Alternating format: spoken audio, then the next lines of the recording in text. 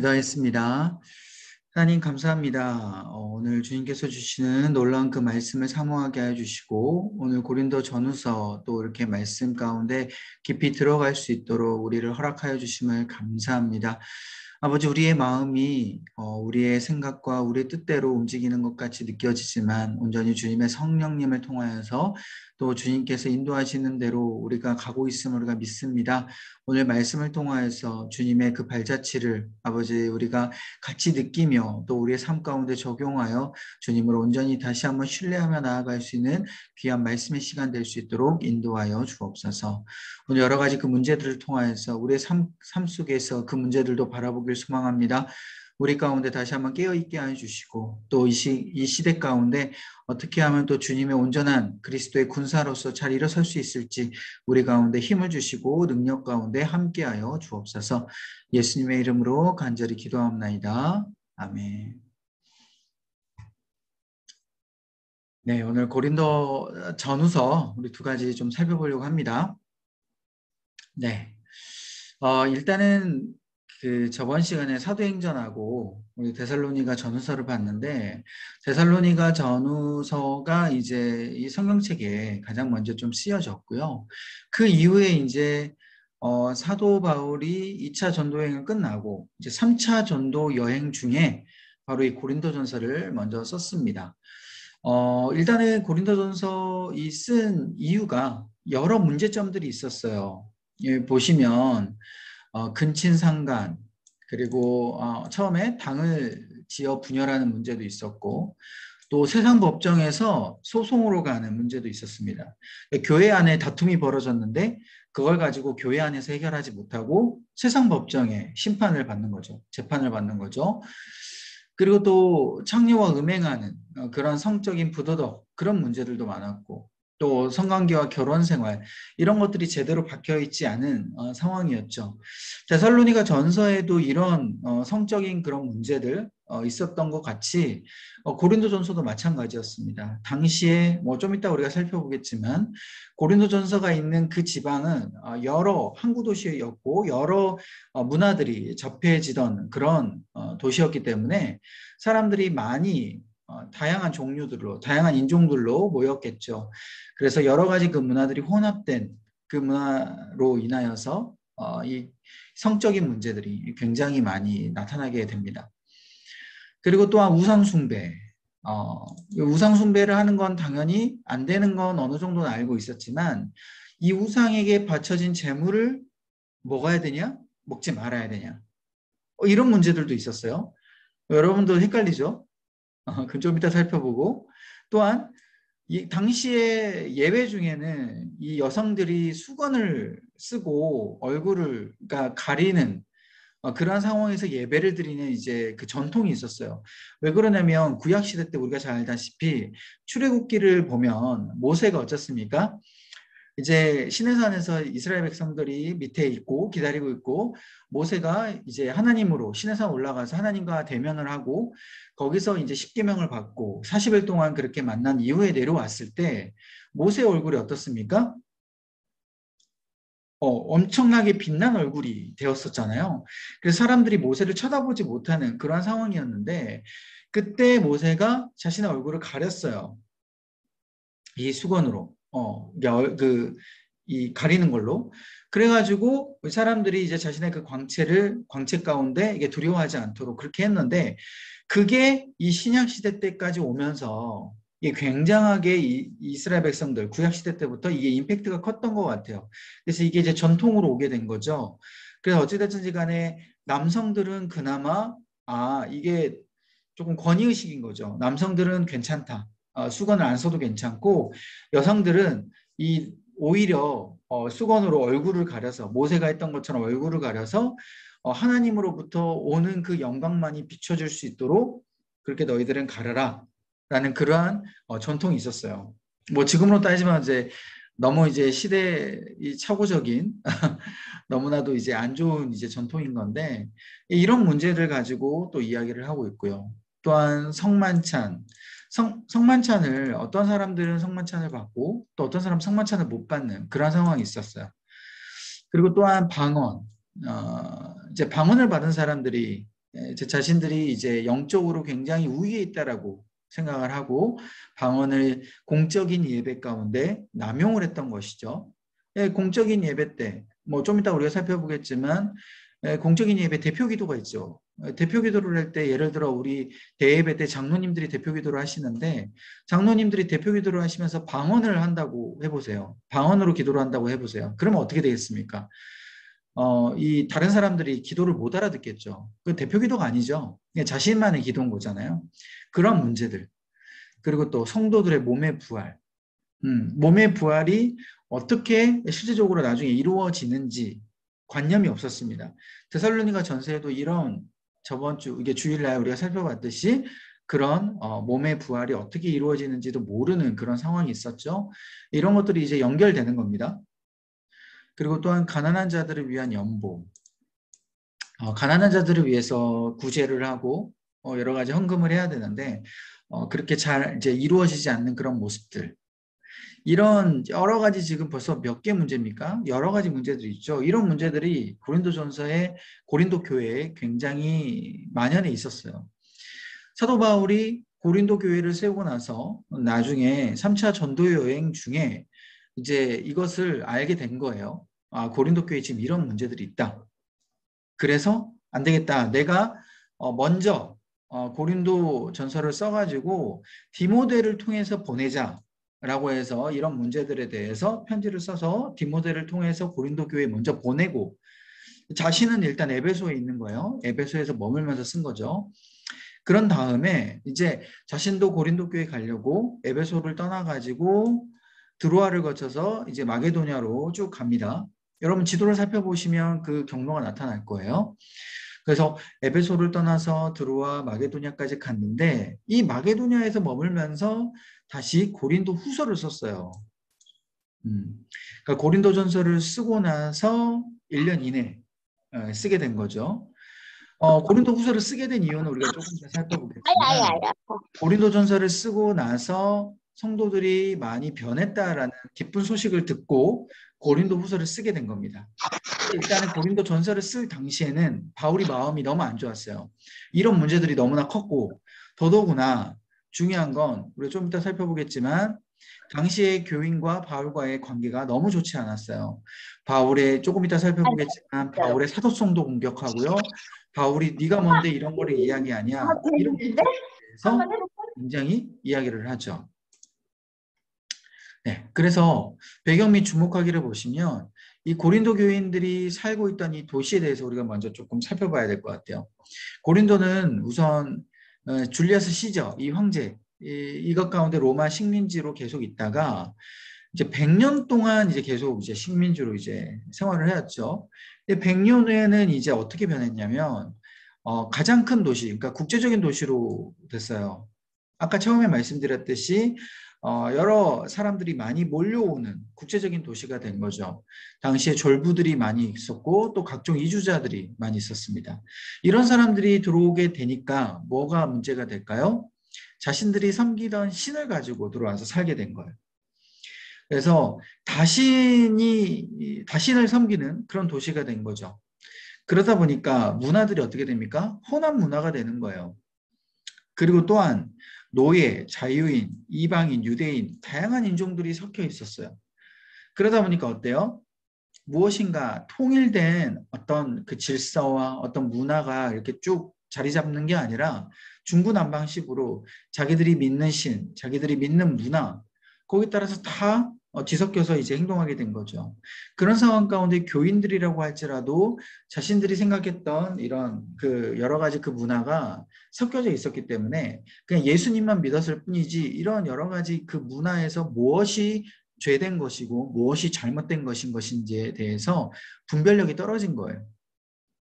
그리고 또한 기독교 신앙보다는 이 이교적 이런 관습들이 이제 워낙 뿌리 박혀 있었기 때문에 이걸 더 우선시하는 이게 너무 당연하다라고 생각한 것이 더 문제인 거죠. 그죠? 내가 지금 무엇이 잘못됐지라고 생각하기보다는 이건 뭐 너무 당연해 라고 생각하는 것. 그래서 이거 자체가 이제 바울에게는 너무 이제 힘든 거예요. 그래서 바울이 지적을 해도 이 안에 이 바울을 지지하지 않는 사람들, 바울을 대적하던 사람들과 계속 부딪힐 수밖에 없었던 것이죠. 이런 상황 가운데 바울이 큰 충격을 받게 된 겁니다. 아, 얘들이 이거 믿지 않는구나. 내가 말한 걸 따르지 않는구나. 그래서 조목조목 아까 처음에 봤던 그 문제들을 반박하기 시작을 하는 것이죠. 그런 상황 가운데 이 고린도 교회 스데바나, 부드나도, 이가이고 이 세 사람이요, 이 바울에게 정확한 자신들의 그 교회, 고린도 교회 안에 있는 그 문제들을 자세히 설명을 해줍니다. 가지고 이야기를 해줘요, 바울에게. 지금 고린도 교회에 이런 문제들이 있습니다. 그러니까 바울이 그 소식을 듣고 안 되겠다, 내가 더 조목조목 이야기를 해줘야지라고 생각해서 먼저 편지를 보낸 것이죠. 그게 바로 고린도전서예요. 원래는 자신이 고린도 교회를 가려고 했어요. 가서 이제 파이트 하자 이렇게 하려고 했는데 그게 아니라 얘들도 지금 찾아온 거 보니까 안 되겠다, 심각하구나. 내가 빨리 편지를 써서 먼저 보내놓고 디모데를 통해서 보내놓고 내가 천천히 에베소의 일도 마무리하고 그 다음에 드로아를 거쳐서 마게도냐 이렇게 천천히 내가 좀 가야겠다라고 생각해서 그렇게 편지를 쓰게 된 것이죠. 그래서 이 고린도전서의 편지의 그 중요한 핵심이 뭐냐면 결국 복음이에요, 복음. 너희들이 이 교리에 대한 여러 가지 문제들이 있긴 있지만 너희들이 정말 예수 그리스도를 따르느냐, 이 십자가에 돌아가신 예수님 그리고 부활하신 예수님, 이 두 가지, 그러니까 죽으시고 부활한 이 두 가지의 진리를 너희들이 제대로 따르느냐, 이 관점에서 너희들이 바라봐야 된다는 것을 바울이 고린도전서의 핵심으로 이야기를 해줍니다. 물론 문제에 대해서 정확하게 다 이야기를 해주지만 중요한 건 너희들이 예수 그리스도의 죽음과 부활에 대해서 믿고 있다면 이 문제들에 대해서는 너희가 따를 수밖에 없다라는 그러한 논리를 펼치는 것이죠. 결국 이런 여러 가지 문제들이 결국 복음 자체가 위협을 받고 있다라고 바울은 생각을 했습니다. 그러니까 결국은 이제 고린도 교인들이 그거죠. 자신들의 삶에서 십자가가 차지하는 그런 중심성, 그러니까 내 삶에서 얼마나 십자가가 우선순위 됐는가, 십자가 부활이 얼마나 나의 삶에서 중요한가, 이거에 대해서 이제 우선순위에 밀려났다라는 것이죠. 그래서 이제 이 바울이 이렇게 편지를 쓴 거고요. 자, 그러면 이제 문단 나누를 한번 볼게요. 자, 먼저 인사하고 기도와 감사를 먼저 펼쳐주게 되는데요. 항상 모든 서신서들의 앞부분에 있어서는 이 인사말과 기도 감사가 먼저 나타나게 돼요. 어떻게 보면 우리도 편지를 쓸 때 dear 쓰듯이 우리 친애하는 엄마 아빠 쓰듯이 그렇게 먼저 써요. 아무리 내가 화가 나도 엄마 아빠 사랑하는 엄마 아빠 이렇게 앞에 붙이듯이 그렇게 인사말을 이제 쓰는 거예요. 그러니까 여전히 바울은 이들이 하나님께 속한 백성이다라는 그 사실을 알고 있고 기억하고 있고, 바울은 여전히 이들을 하나님께서 인도하신 것에 대해서 감사하는 먼저 그런 마음을 표하는 것이죠. 그러고 나서 이제 본격적으로 바로 그냥 문제를 때려버립니다. 아까 처음에 보면 첫 번째 문제가 바로 이 당의 문제였어요. 쉽게 얘기하면 교회 안에 당파가 생기게 된 것이죠. 총 몇 개의 당파가 생긴 걸까요? 4개의 당파. 그리스도파, 아볼로파, 게바파, 바울파. 고린도전서 1장에 보면 이렇게 나와 있어요. 이 4개의 파를 지어가지고 우리 베드로가 알려준 사도의 이 가르침이 우선이다. 아니면 어떤 사람은 우리 바울이 알려준 이 가르침 최고다. 또 어떤 사람이 사람이 지금 뭐가 문제냐, 지금 예수님이 짱이다. 예수님이 알려준 그 가르침만 우리가 따라야 된다. 이런 식으로 이제 다 당파가 나눠진 거예요. 당시에 이제 그 아볼로라는 사람이 여러분들이 조금 이렇게 잘 익숙하지 않은 인물이겠지만 이 아볼로라는 사람도 교회 안에서 굉장히 영향력 있고 지도자급의 사람이었다라고 여러분들이 이해하시면 될 것 같고요. 그래서 이 4명의 당파로 분열돼 가지고 서로 치고받고 싸우는 거예요.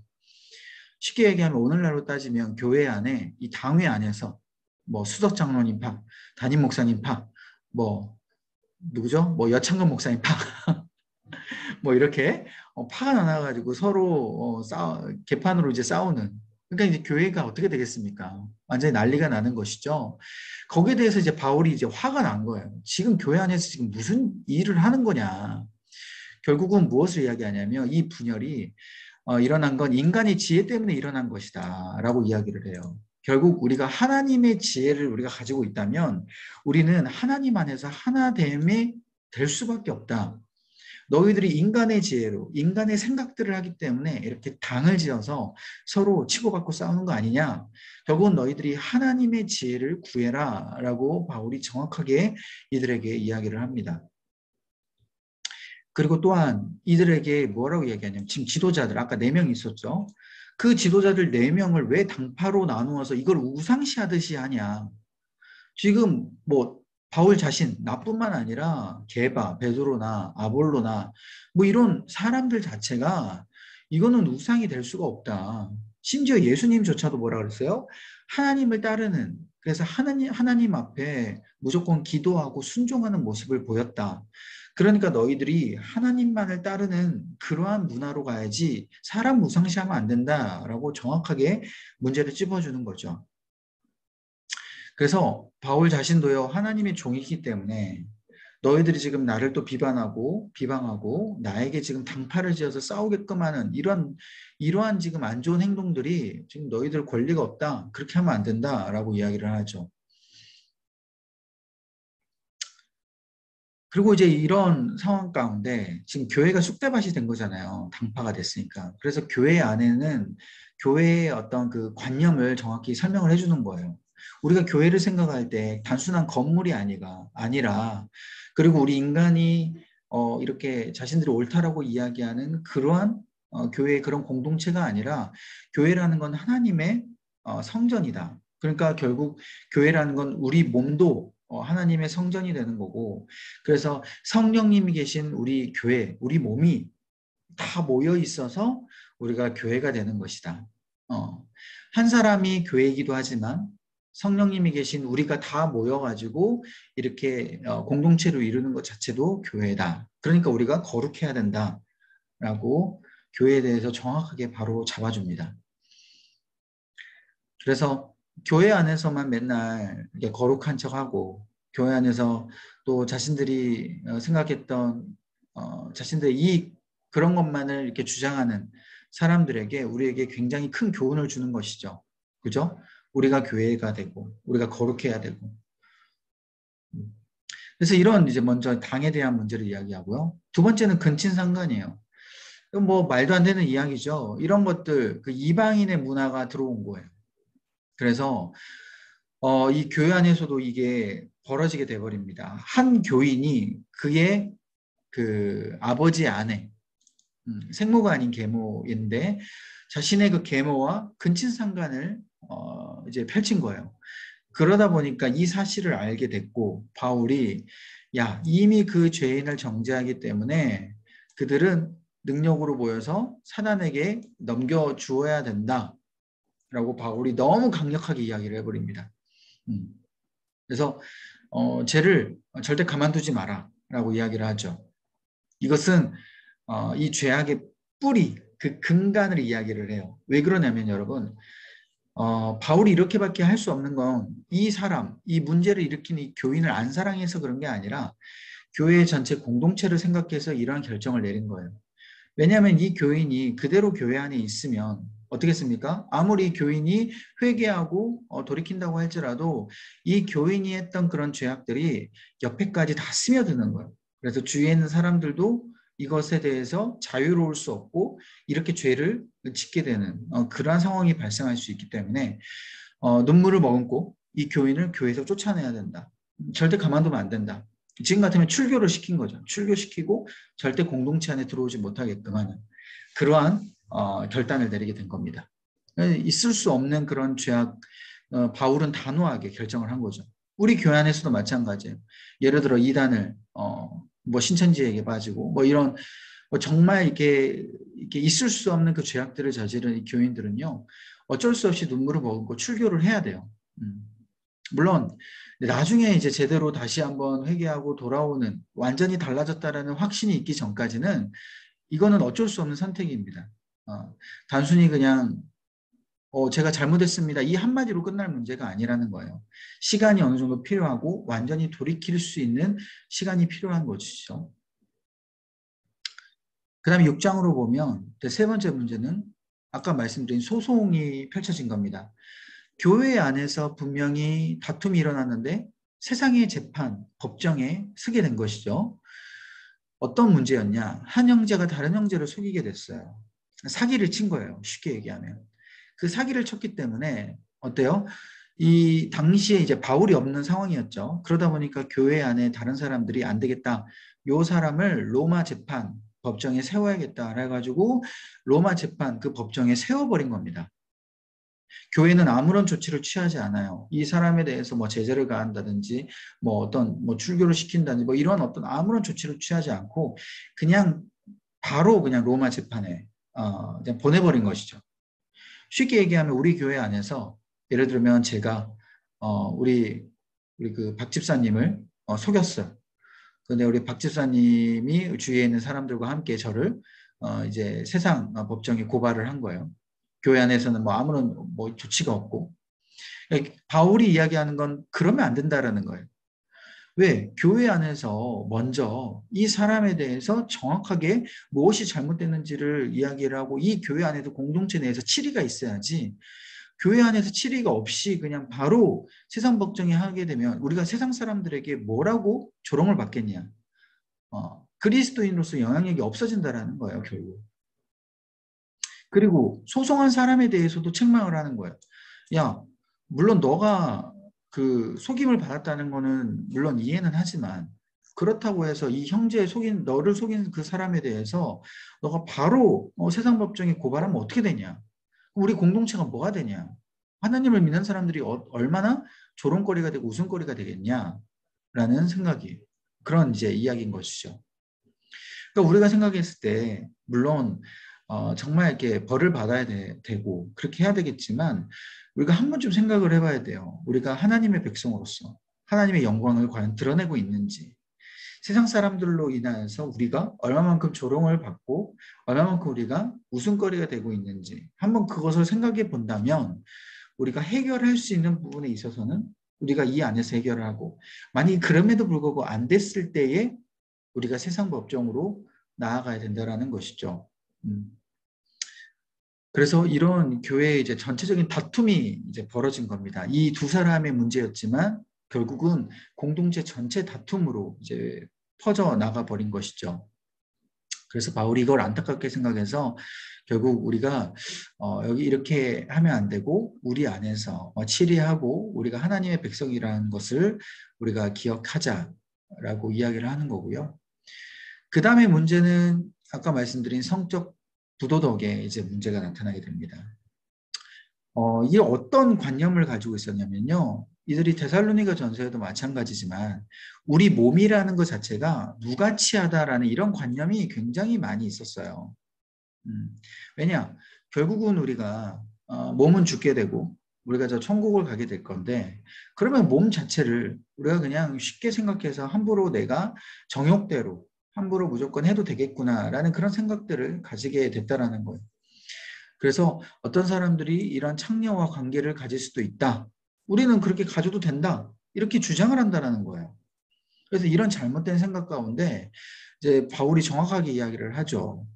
우리의 부활의 그 중심이 우리의 육체가 부활이 된다라는 것도 있다. 영의 부활뿐만 아니라 우리의 몸도 우리 육체도 나중에 예수님이 재림하실 때 우리는 부활을 하게 된다.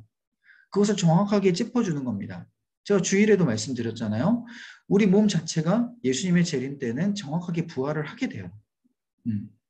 조금 이따가 이제 말씀드리겠지만 일단은 그렇기 때문에 우리 몸이 중요합니다. 우리 몸을 잘 관리해야 돼요. 왜? 우리 몸도 아까 처음에 말씀드렸듯이 교회 성전이기 때문에. 그리고 특별히 이런 성적인 그 부도덕, 이런 성적인 그 안 좋은 결합을 하게 되면, 성관계를 하게 되면 결국은 두 사람을 하나로 연합시키는 것이다라고 이야기를 해요. 이게 무슨 말이냐면, 여러분 우리가 부부를 하나님께서 이렇게 짝지어 주셨을 때 창세기에 보면 뭐라고 합니까? 둘이 하나가 될지라라고 이야기를 하잖아요. 그게 성관계를 이야기를 합니다. 부부가 성관계를 했을 때 몸이 하나가 된다라는 것은 영혼도 같이 하나가 돼서 한 몸이 된다라는 거예요. 하나로 연합이 되는 것이죠, 부부는. 그렇기 때문에 그런 부부가 하나로 연합되는 그런 그 성관계를 정말 쉽게 생각해서 아무런 뭐 여자와 아무런 뭐 창녀와 이렇게 성관계를 해가지고 이게 한 몸이 돼버리는 그런 관계가 된다면 이거는 완전히 하나님께서 원하시지 않는 이거는 뭐 부부 관계를 완전히 파괴시켜 버리는 그러한 관계라는 것이죠. 그러니까 결국은 내가 먼저 부부였는데 부부 관계에 지금 있는데 내가 만약에 예를 들어서 다른 여자와 또 성관계를 했어. 그럼 어떻게 됩니까? 이제 학자들이 이야기하는 이거 영적으로 이걸 해석을 하자면 세 명이서 한 이불을 덮고 한 침대에서 자고 있다라는 표현까지 하는 거예요. 왜? 이미 부부는 한 몸인데 다른 여자가 다시 한번 연합이 되는 거예요. 세 명이 한 몸이 되는 거예요. 쉽게 얘기하면. 이러한 영적인 그 결합이 분명히 있다는 것을 이야기를 해줘요. 6장 15절에 뭐라고 이야기합니까? 읽어드릴게요. 너희 몸이 그리스도의 지체인 줄을 알지 못하느냐? 내가 그리스도의 지체를 가지고 창녀의 지체를 만들겠느냐? 결코 그럴 수 없느니라. 그러니까 내가 창녀와 결합을 하게 되면 내가 창녀의 지체가 된다는 거예요. 한 몸이 되는 거기 때문에. 그래서 이 성적인 결합은요, 진짜 너무 중요해요. 그래서 여러분 바람 펴가지고 예를 들어 성관계를 했다. 그러면 정말 돌이킬 수 없는 크나큰 상처가 되는 겁니다. 이 가정 가운데, 이 부부 가운데. 그래서 예전에 제가 이제 청년부 다녔을 때 청년부 다녔던 이제 자매 중에 이제 이런 문제들이 있었어요. 이제 그 누구에게도 이제 밝힐 수 없는 오직 이제 그 목사님에게만 고백할 수 있는 그러니까 유부남과 이제 관계가 이제 된 것이죠. 그런 상황에서 그 청년이 이제 목사님한테 이야기를 한 거예요. 자신의 이제 정말 너무 괴로우니까 그 속마음을 이야기를 이제 한 거죠. 그래서 이 목사님이 여자 목사님을 불러가지고 여자 목사님이 이 그 청년 이제 여자 청년이기 때문에 직접 남자 목사님이 손대긴 좀 그렇고 여자 목사님이 이 여자 청년에게 손을 대고 남자 목사님이 그 뒤에서 이 여자 목사님 앞에서 이렇게 같이 기도를 하는 그래서 안수 기도를 해서 그 영적인 결합이 떨어지게끔 만드는 그런 안수 기도를 보통 많이 했었어요. 이런 그 영적인 의미 자체가 결합이 돼버리기 때문에 그것을 다시 분리해 줄 수 있는 그런 기도들이 필요한 것이죠. 그래서 이게 너무 중요합니다. 아무튼 말이 좀 길어졌는데 이게 너무 중요하기 때문에 그러므로 우리가 성관계를 통하여서 이 한 몸이 된 그런 상황을 분명히 알고 있고 우리가 성령으로 주님과 연합을 할 수 없다. 우리가 만약에 다른 영적으로 그러니까 성관계를 통해서 영적으로 돼버리면 우리는 주님과 이제 한 몸이 될 수 없는 거예요. 연합이 될 수 없는. 그래서 이는 몸이 주님의 성전으로서 주님에 속한 것이다 라는 것을 정확하게 바울이 찝어줍니다. 자, 그렇기 때문에 7장으로 넘어오면요. 이제 결혼한 사람들과 그 다음에 결혼했던 사람들, 쉽게 얘기하면 과부들, 그리고 세 번째는 결혼한 적이 없는 자들에 대해서 바울이 또 이 결혼을 어떻게 생각을 해야 될지에 대해서 정확하게 이야기를 해줘요. 이게 무슨 말이냐면 아까 말씀드렸듯이 이런 것은 이제 부도덕이잖아요. 앞에 있었던 성적인 부도덕. 그러니까 자신 그 부부간의 관계 말고 다른 여인, 다른 남자와 이 성관계를 맺었을 때 있었던 그 부도덕을 바울이 이야기를 한 건데 중요한 건 이때 당시에 사람들이 그러면 성관계를 하지 않는 게 좋지 않냐. 그러니까 이게 부부간의 관계에 있어서도 그러면은 너무 좋다. 결혼 관계가 전혀 없는 우리는 이미 천국의 삶을 살고 있다. 그래서 성관계를 하지 않는 그런 결혼 관계를 옹호하는 사람들이 생겨나기 시작한 거예요. 그래서 이미 결혼을 했지만 성관계를 하지 않는 뭐 요새 그 사람들이 이야기하는 뭐 섹스리스 그런 부부들 그런 삶을 원하는 사람들이 생기게 됐고요. 또 반대로 뭐 보통 이제 남자들이겠죠. 야, 그러면 성관계를 전혀 하지 않는 그런 결혼 생활이라면 나는 이혼하겠다. 나는 이혼을 할 것이다. 라고 주장하는 사람들도 생겨나게 된 겁니다. 이 두 가지의 파들이 생겨난 거죠. 성관계가 없는 결혼 생활. 너무 좋다. 그리고 어쩌면 성관계가 없는 것은 우리에겐 지옥이다. 이혼하겠다. 이 두 가지 의견들이 막 팽팽하게 나타나게 된 거예요. 그래서 바울이 그게 아니라 내가 결혼에 대해서 다시 한번 설명을 해주겠다 하면서 물론 남자가 여자를 가까이 하지 않는 성관계를 하지 않는 것이 물론 우리에게는 영적으로 좋다라고 먼저 밝히는데 중요한 건 남자 특성상 어때요? 음욕이 부릴 듯 막 일어서 음행을 하는 것보다 쉽게 얘기하면 결혼을 했음에도 불구하고 다른 여자와 그렇게 부도덕하는 그런 음행을 하는 것보다 야 오히려 결혼을 해서 온전한 그 결혼 생활 가운데 차라리 부부관계 성관계를 하는 게 오히려 더 바람직하다라고 바울이 이야기해주고 결코 그래서 이혼을 하지 마라. 음, 이혼을 하면 안 된다. 결혼을 했으면. 하지만 이미 과부가 된 사람들, 또 호라비가 된 사람들에게는 이제 뭐 남편과 부인이 없기 때문에 그냥 현재 상태 그대로 살라라고 권면을 합니다. 그게 좋다라고 이야기를 하죠. 그러니까 결국은 바울의 입장은요, 이 피할 수 있으면 성관계를 그냥 안 하는 게 오히려 우리 영적으로 좋다라는 의견이에요. 그러면서 당시에 이제 문제들이 있었죠. 이 처녀들이 또 결혼을 해서는 안 된다라고 주장하는 교인들이 또 많이 있었어요. 일부. 아직 결혼을 안 한 처녀들. 그렇기 때문에 바울은 여기서 대해서 동조를 합니다. 그래. 왜냐하면 바울이 어떻게 생각을 했냐면 곧 있을 예수님의 재림이 있기 때문에 예수님이 재림이 곧 오면 굳이 결혼을 할 필요가 없으니까 그냥 결혼하지 말고 그냥 독신으로 살아라 라고 바울도 동조를 해요. 근데 바울 입장에서는 이 임박한 종말론, 그러니까 곧 있으면 예수님이 재림이 되기 때문에 그렇게 이 말씀을 한 거지, 만약에 임박한 종말론이 아니라 2000년이 지나도 아직 오지 않은 예수님인 걸 알았다면 아마 바울은 이렇게 이야기하지 않았을까라고 생각을 하는 거죠. 결국 이 독신이라는 거는 권면은 하지만 중요한 건 무조건 다 독신하지 마라. 뭐예요? 오직 독신의 은사가 있는 사람들만 독신을 가져라 라고 권면을 합니다. 그래서 독신을 가진 이유가 하나님을 온전히 섬기기 때문에 거기에 대한 이익이 있기 때문에 독신을 권유를 하는 거죠. 결국은 독신도요. 은사가 있고 할 수 있는 사람만 하는 거예요. 근데 독신의 은사가 없으면 그 음욕이 막 불에 있는 그런 어떤 성적인 그런 부분들을 제어가 안 되기 때문에 오히려 더 빠지게 되고 더 이게 죄를 짓게 되는 것이죠. 이런 부분을 이야기를 하는 겁니다. 그래서 이런 결혼한 사람들 또 과부들 또 결혼한 적이 없는 자들에게 대한 교훈이 이제 있고요. 8장으로 넘어오다 보면 이제는 시장에서 파는 우상에 바쳐진 재물에 대해서 이야기합니다. 여러분에게는 물어볼게요.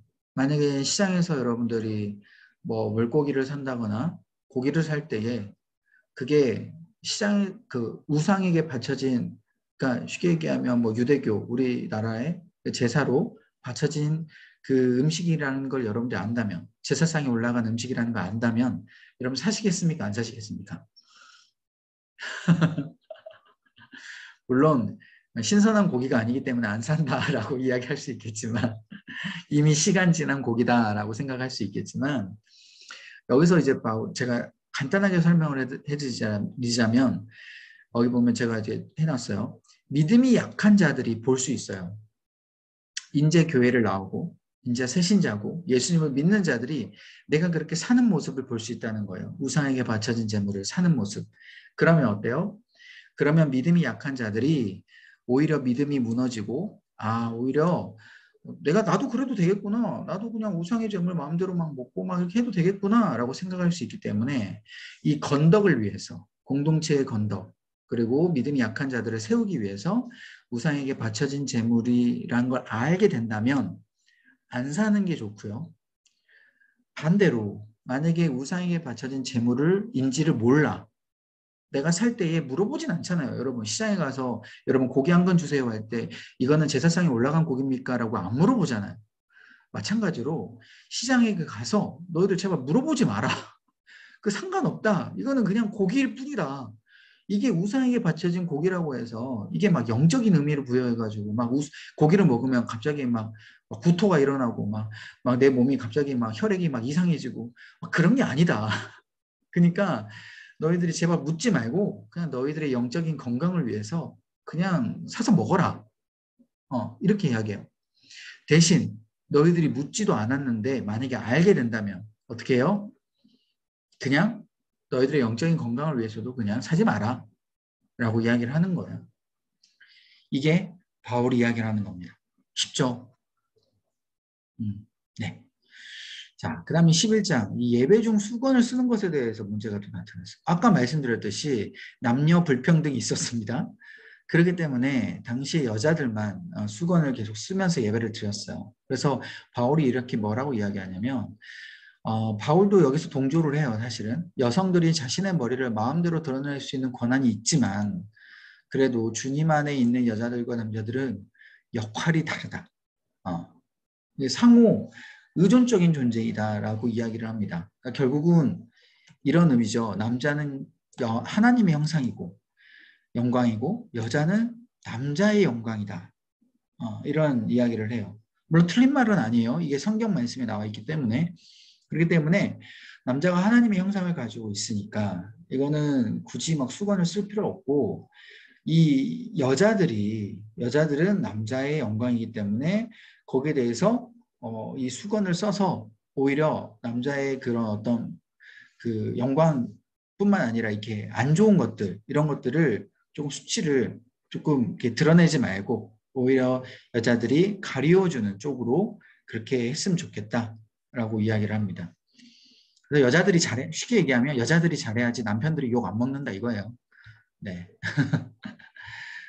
물론 남자들도 잘해야 되겠죠. 남자들이 잘해야지 하나님이 욕 안 먹는다. 뭐 이 얘기겠지만 여자들로만 따진다면 여자들이 잘해야지 남편들이 욕 안 먹는다. 바울이 이렇게 이야기를 합니다. 그래서 결국 남자와 같이 관습을 그대로 유지해야 된다라고 이야기를 합니다. 근데 이거를 지금 오늘날로 이렇게 따지자면요. 당연히 뭐 우리는 지금 수건을 안 쓰지만 어느 정도 성경의 원리가 이거예요. 남자는 하나님의 영광, 그리고 여자는 남자의 영광. 그러니까 결국은 서로서로 물론 잘해야 되겠죠. 근데 그 잘하는 것 자체가 누가 더 영광을 받느냐의 대상을 우리가 생각을 해야 될 필요가 있다라는 거예요. 그런 부분들에 이제 성경의 원리인 거고. 그다음에 11장 보면 이제 성만찬을 두고 일어난 분열이 있어요. 성만찬을 하는데 가난한 자들을 자꾸 소외시키는 거예요. 부자들만 만찬을 줍니다. 여러분들이 교회에 왔는데 이거는 주님의 떡입니다라고 먼저 주기 전에 여러분 당신의 지금 재물은 몇 억이 있습니까? 1억 이상? 오케이. 그러면은 이건 주님의 떡입니다 하고 주고 당신의 재물은 얼마 있습니까? 1억 미만? 그러면 안 됩니다. 이러면서 안 줘. 이게 말이 됩니까? 그러니까 이런 것들이 교회 안에 있었다라는 거예요. 그러니까 말도 안 되는 거죠. 더더구나 이 부유한 교인들의 집에서 모여가지고 끼리끼리 성만찬을 하는 거예요. 부유한 그 집안에서 서로 그렇게 교제를 하는 것이죠. 이걸 가지고 이제 바울이 화가 난 거예요. 야, 예수님이 성만찬을 어떻게 하셨는지 너희가 아냐. 12명의 제자들 마지막 예수님이 돌아가시기 전에 모아놓고 마지막 최후의 만찬을 하면서 제자들에게 앞으로 이제 내가 죽을 건데 너희들이 정말 예수 그리스도의 제자로서 잘 살고 제자로 삼아라. 그런 예수님의 마지막 당부를 너희가 잊었느냐라고 이야기를 하면서 우리가 그리스도의 몸을 분별하면서 먹어야 된다. 이게 뭐 가난하고 부자고 이게 중요한 게 아니라 우리가 거룩함에 대해서 우리가 생각해서 성만찬을 해야지 무슨 재산을 가지고 너희들이 그렇게 따로따로 그냥 분별해서 성만찬을 하냐라고 정확하게 이야기를 하죠. 근데 결국 우리가 공동체적 식사는 모든 사람을 동등하게 환영해야 된다. 라는 것을 이야기를 합니다. 우리 교회도 마찬가지예요. 이게 새신자가 들어오나 뭐 누가 들어왔을 때 그 사람에 대해서 직업, 환경 그런 걸 보고 우리가 판단하는 경우 물론 성만찬을 우리가 배제시키진 않지만 그런 사람들에게 우리가 어떻게 해요? 똑같이 동등하게 기쁨으로 우리가 환영을 해야죠. 자, 이제 12장, 14장은 방언에 대한 남용이에요. 여러분 고린도전서가 좀 내용이 많아요. 문제들이 많아서. 다음 방언. 아까 말씀드렸듯이 방언은 어땠다는 거예요? 공적인 예배 가운데 방언을 마음대로 써버려요. 그러니까 바울이 뭐라고 이야기하냐면, 야, 하나님의 영으로 말하는 것인지 아니면 너희들이 그냥 속된 말로 그냥 이야기를 하는 것인지 그걸 우리가 어떻게 아냐? 바울이 이야기를 해요. 왜 그러냐? 여러분 한번 생각해 보세요. 문화 자체가 대표 기도를 장로님들이 방언으로 하는 문화가 만약에 돼버렸다고 생각을 해보세요. 그러면 만약에 방언을 받지 못하는 장로님이 계신다고 생각을 해보세요. 그럼 그 장로님 마음은 얼마나 안 좋겠습니까? 그죠? 다른 사람 다 방언하는데 나만 방언 못하네? 그럼 나는 대표 기도 때 어떻게 해야 돼요? 남들은 다 방언하는데 나는 일반적으로 한국말로 기도해야 되잖아요. 그러니까 마음이 얼마나 안 좋겠습니까? 그래서 어떤 일이 발생할까요? 방언도 아닌데 방언처럼 일부러 샬라샬라 하면서 방언으로 기도하는 일이 발생할 수 있다는 거예요. 중요한 건 진짜 방언인지 진짜 방언이 아닌지가 이제 구별이 안 돼. 대표 기도 때 누구든지 다 방언을 해야지만이 정상적인 어떤 영적으로 깊은 사람처럼 느껴지기 때문에 나만 방언을 안 해버리면 어떻게 돼요? 나만 이제 영적으로 떨어진 사람처럼 느껴지기 때문이에요. 그래서 속여가면서까지 방언을 하는 사람들이 생겨난다라는 것이죠. 그래서 바울이 야, 진짜 방언과 진짜 방언이 아닌 것을 너희들이 잘 구별해야 된다. 일단 방언 자체를 하지 마라, 대표 기도 때. 그리고 방언이라는 거는 예수 그리스도를 주로 고백하는지의 여부다. 물론 이때 통변의 은사가 있었는지 모르겠지만 방언을 하고 나중에 이제 이걸 해석을 할 때 이 내용 자체가 예수 그리스도를 주로 고백하는지에 대한 부분에 대해서 너희들이 확실히 알고 이게 진짜 방언인지 아닌지를 너희가 구별해야 된다라고 이야기를 하는 거예요. 결국 그래서 은사의 다양성을 이야기합니다. 방언만 중요한 게 아니라 여러 가지 은사도 중요하다. 그래서 우리 공동체의 건덕을 위해서는 누구나 이해할 수 있는 것만 전체적으로 행하고 또 모든 것이 질서에 따라 이루어져야 된다라고 이야기를 하죠. 그래서 여러분 우리가 모든 하는 영적인 행위들, 신앙적인 행위들은요 다 공동체의 건덕을 위해서 우리가 행해야 된다라는 거예요. 나만 좋다고 뭐 나만 이렇게 한다고 하면 안 돼. 우리 목사님들이 그 하는 말이 있어요. 이렇게 그 새벽 예배 때 정말 막 이렇게 크게 찬송을 부르시는 분들, 막 크게 막 기도하시는 분들, 방해가 된다. 막 집중이 안 된다는 거. 아무튼 그런 부분들을 우리가 좀 생각해야 되고, 그다음 마지막은 아니죠. 마지막은 아니구나.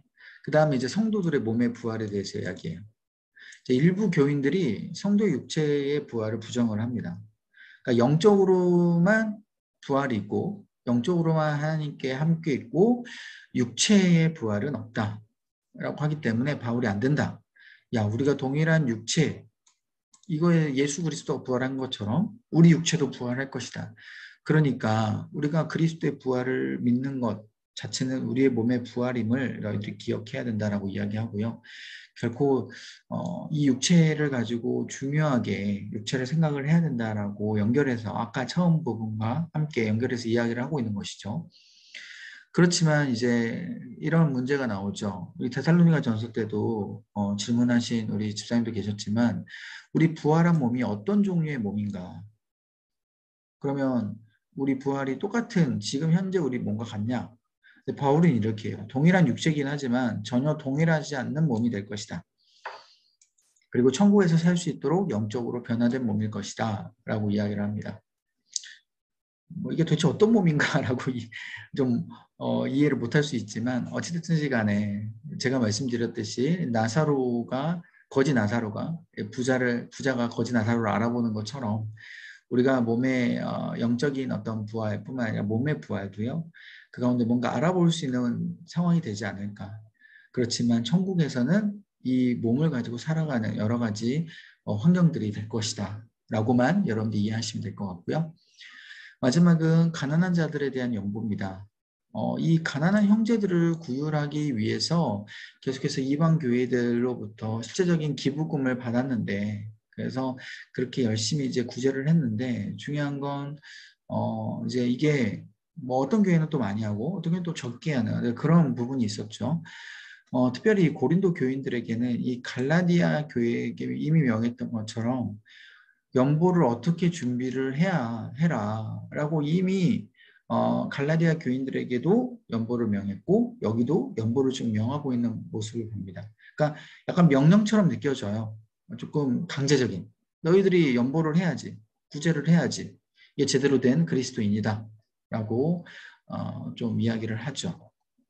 그리고 구체적으로 자신이 이제 이 다음에 디모데와 함께 방문할 테니까 그때 연보를 달라라고 이야기합니다.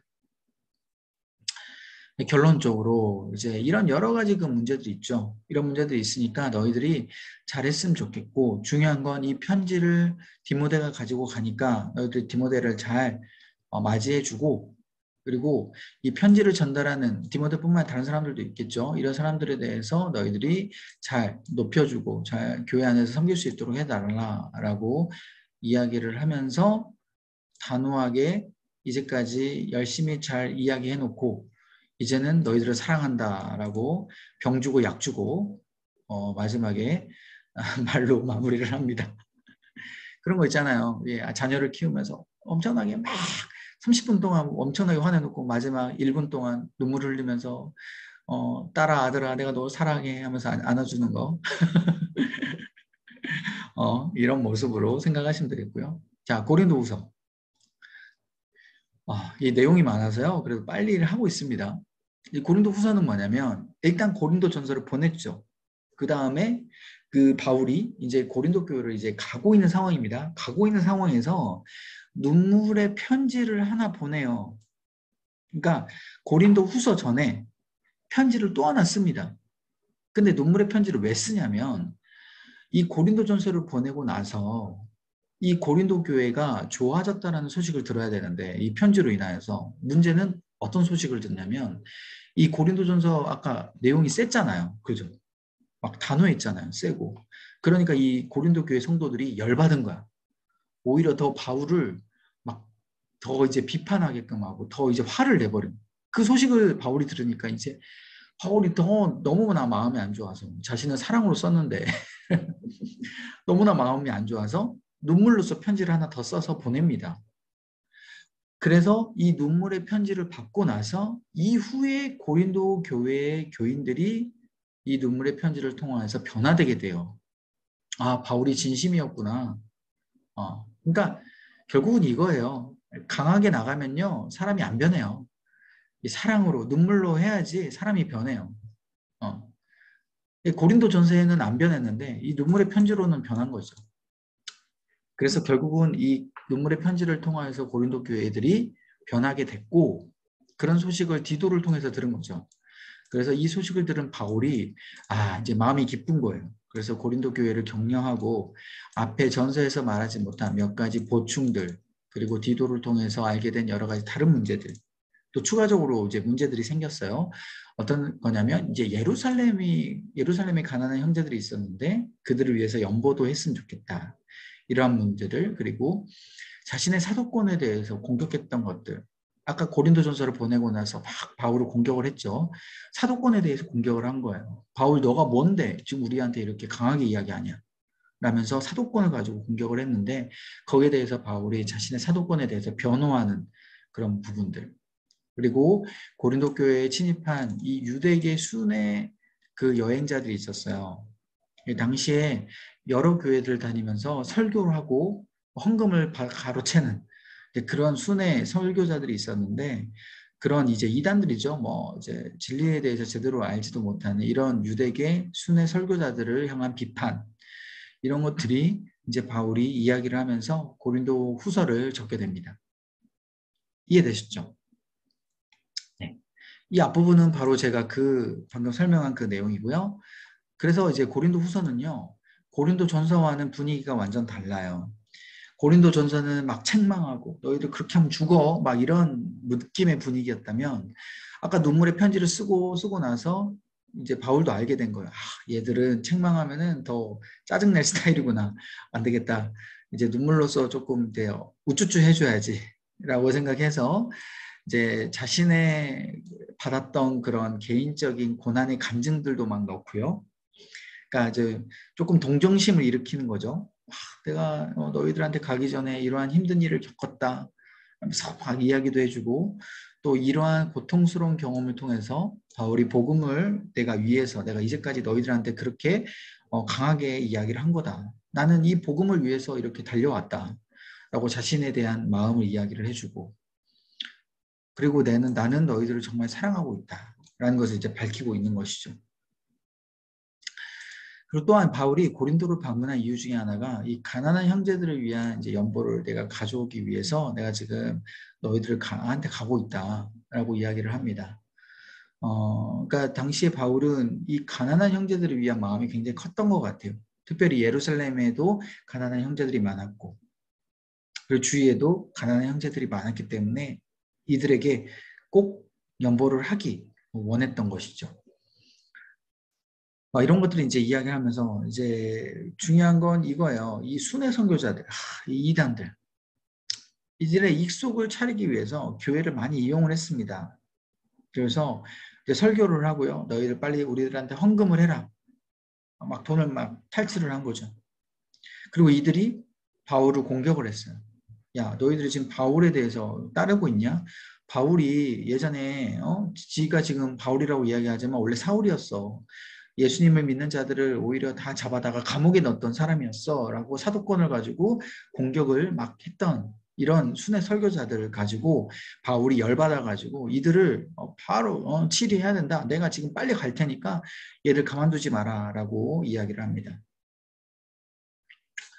그래서 결국 이제 바울이 급하게 고린도 교회를 가게 되죠. 마지막은 바울이 자신을 이제 질그릇과 같이 비교를 하면서요. 질그릇이 뭐예요? 약하잖아요. 자신이 약한 이유가 하나님의 영광을 드러내기 위한 부분이다. 오히려 자신의 약함이 주님의 강함이다. 여러분은 잘 이 말씀 알고 있죠? 이 말씀을 이야기하면서 바울이 오히려 자신의 연약함을 즐거워하는 모습을 보이게 됩니다. 오히려 자신의 연약함을 통하여서 하나님의 능력이 임하기 때문에 그래서 이러한 내용으로 고린도후서를 쓰게 됩니다. 이해되시죠? 그래서 문단란을 보시면 이 내용들이 지금 다 들어가 있어요. 빨리빨리 제가 할게요. 어쨌든 제가 방금 이야기한 게 있기 때문에 인사말을 하고요. 두 번째 보시면 이 고린도 교인들에 대한 마음을 자신이 바울이 밝혀요. 어떻게 밝히냐? 아까 이야기했죠. 눈물의 편지를 쓰고 난 후에 그 눈물의 편지로서 교인들이 달라졌으니까 그런데 아직까지도 이 달라진 교인들의 마음이 조금 이 상처가 치유되지 않았을까? 그리고 오히려 자신을 오히려 안 좋게 더 생각하지 않을까? 이러한 조금의 그 걱정이 있었던 거예요. 그런데 자신은 오히려 너희들을 이만큼 사랑하고 또 그 고통 속에서 그 눈물의 편지를 썼다라고 이야기를 하죠. 바울은 자신의 그 편지를 쓴 걸로 인하여서 혹시나 상처받을 것에 대해서 너희들 안 그랬으면 좋겠다라고 이야기를 하고요. 내가 지금 너희들에게 빨리 가겠다라고 이야기하죠. 두 번째는 이제 이 새로운 언약에 대한 사역자임을 바울이 밝힙니다. 아까 이야기했죠. 그 순회 설교자들이 자신의 사도권에 대해서 계속 공격을 했다고. 그러니까 봐보세요. 옛 언약과 새로운 언약에 대해서 비교를 합니다. 옛 언약은요. 율법으로 하나님과 맺어진 언약. 그런데 새 언약은 뭐예요? 그리스도와 성령으로 맺은 언약. 그래서 하나님과 우리 가운데 이제 율법으로만 언약을 맺어서 그렇게 갈 수 있는 그런 관계가 아니라 뭐예요? 우리는 새로운 언약의 언약을 맺은 바로 그리스도와 성령으로 맺은 그런 관점으로 너희들 율법만을 중시해서 그렇게 순회 설교자들이 계속 율법을 가지고 너희들에게 이야기하고 나를 공격하는데 그것이 이제 옛 언약이다. 이제 예수 그리스도의 믿음을 통해서 우리는 그 율법이 아닌 그리스도의 피로 성령으로 우리는 새로운 언약을 맺었다. 그래서 나는 옛 언약의 일꾼이 아니라 새로운 언약의 일꾼이다. 라고 이야기를 하면서 자신의 사도권을 이렇게 보호를 하는 것이죠. 그래서 바울이 진짜 그리스도의 죽음과 부활이 있다면 삶의 모든 것에 대해서 변화가 나타나야 되는데 순회 설교자들은 어때요? 이 진짜 제대로 된 그 변화가 없다라는 거예요.